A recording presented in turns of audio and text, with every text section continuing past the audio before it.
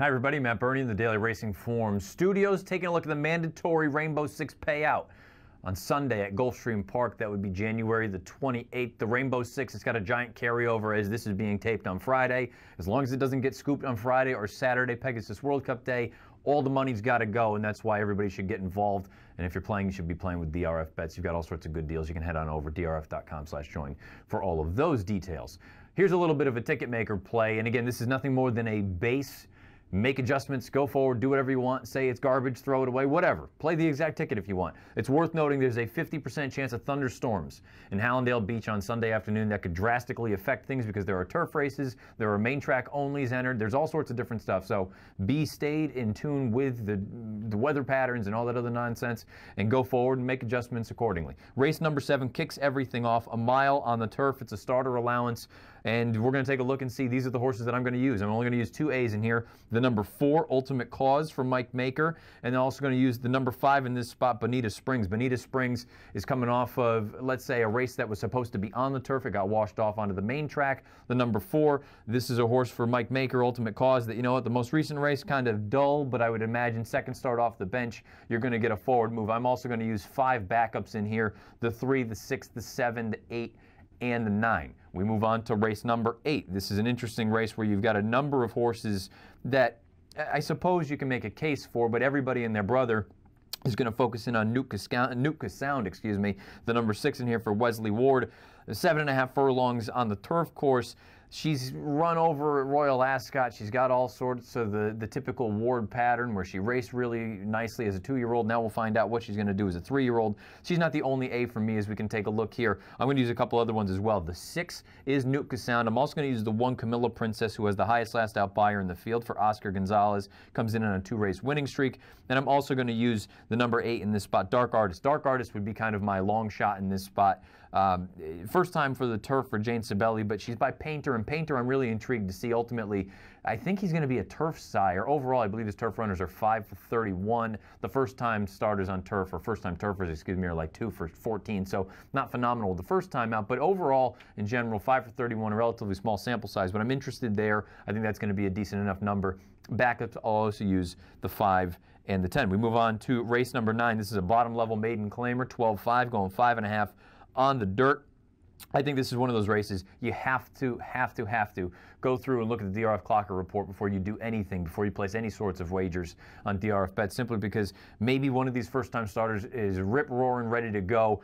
I don't have the Clocker report at my access at this point, so we're just going to have to kind of go off of some pedigree and some things that these horses have done so far, and we can take a look right now. As you can see, I want some coverage in here. I'm going to use 3 A's and 3 B's. For the A's, I'm going to use the 2, the 6, and the 9. The 2 is Get Go, highest last out buyer in the field for Darren Miller. Drops from maiden 25 to maiden 12.5, shipping in from Tampa. I'm also going to use the 6 in this spot, that is Pekin. If you look for David Brady and you go 2 starts back, that last start on the dirt, the 50 buyer, probably fast enough to get the job done in this spot. I'll also use a first-time starter, the number 9 for Victor Barboza Jr. This is a horse. Misael Jaramillo takes them out. Just really all-around good connections here. As far as backups are concerned, I'm going to use the 3, Kid Canteros, first-time starter for Fernando Abreu, the number 4, Dreaming of Jojo, as well as the number 7, Octipithius. Taking a shot there. I assume that's how it's pronounced, but I don't know for sure. Those are my backups. Let's move on to race number 10. This is a spot where I'm going to start to get a little bit skinny and narrow things down. I think it's plain and simple. I think the 2 first distinction absolutely has to have the lead. And luckily for her, I think she's going to get the lead in here. She's the highest last out buyer in the field, one of the highest last out time form U.S. ratings. I think she's going to go out there for Safi Joseph, clear off to the front. You get the meets leading rider, Luis Saez. Let's take a look at who else I will use for backups. It's a lone A for me, the 2. A backup would be the 3, Princess Knoll, and another backup, a deep backup, would be the 8, Paravavir, breaking from the outside. Let's move on to the next race. This would be race number 11. Hopefully we're still alive at this point. Very similar to the way that I laid things out for race number 10. I'm going to take a stand in this spot. We're going to take a look at the picks right here, at least the letter grades. I'm going to go with a lone A in this spot, and that's the number 4, Dance Rhythms for Dale Romans. Luis Saez again. The most recent start was in maiden 50, and I understand now you're going to step up and face winners for the first time. Visually, she did it the right way. I know she went out there and set a pretty serious pace. But there's a scenario where she doesn't make the front in here. I just simply think she may be the best of these fillies in this spot. As far as backups are concerned, I'm going to use the 2 Stormy Meister. I'm also going to use the 5 in here. That's her MO, as well as the 6 Star Cloud. If we are alive, if you're alive, if everyone's alive, hopefully we're alive for gobs of money. Let's move on to the nightcap. It's an absolute just scramble. You've got 14 horses plus 1 on the also eligible list. Here are my plays in this spot. I want 3 A's, 2 B's, and 3 C's. Worth noting, one of my C's is on the AE list, so the 15 may not actually get into the body of the race. I like the 1, the 8, and the 12 in here. The 1, Call to Honor, had a miserable trip in the most recent start, wants to be more forwardly placed in here. I think this horse can establish some inside position going 6.5 furlongs. I'm also going to use the 8 in this spot. The 8's name is, bear with me, Padden from Mike Maker. This is a horse that's going to be dropping in class. Second start off the bench, turns back in distance.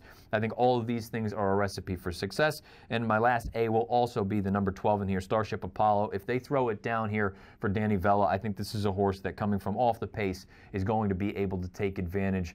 The Rainbow 6, it's a 20-cent base bet. So you can see that is my Ticketmaker play. Tentatively, we've got to wait and see if there's something that happens with rain and with scratches and all sorts of other stuff. So just keep in mind that you're going to want to stay in tune. You're going to want to just make adaptations on the fly. I know I'm certainly going to, but again, a 20-cent base bet, you can get a lot of coverage for a relatively short amount of money. And if this thing carries over like it should, Friday into Saturday and Saturday into Sunday, it's going to be an enormous pool, and it has to go. Starts in race number 7 down at Gulfstream Park. It is the Rainbow 6, a mandatory payout on Sunday.